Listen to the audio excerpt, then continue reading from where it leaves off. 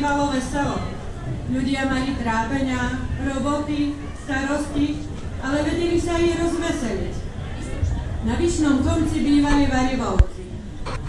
Ľudia ich volali Kľučkovci.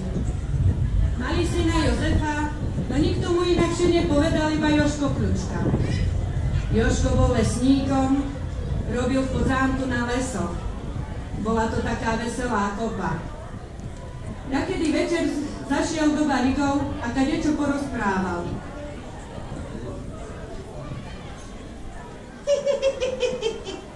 Joj, krstný Barigov.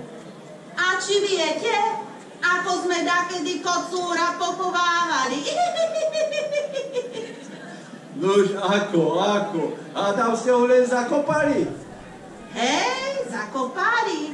Všetci plakali, nariekali. A koľko pálenky sa vtedy vypilo? Var 8 litrov borovičky. To bol pohreb. No, Jožko, ale ty si pekný prípad. A keď som maturoval z ruského jazyka, to bol tiež zážitok. No, ty si bol určite najlepší. Hej, veď vôjdem do takej veľkej miestnosti, predo mnou komisia. Bari takto 4 tam sedeli predo mnou. A jeden z tých učiteľov sa ma pýta: a viete vyskloňovať po rusky slovo pes? No, chvíľu som porozmýšľal, A potom som spustil.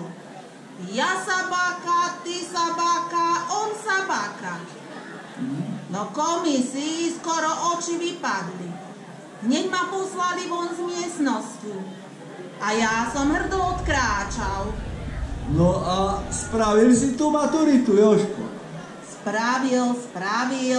Ešte ma aj pochválili, že to takvo ešte nepočuli.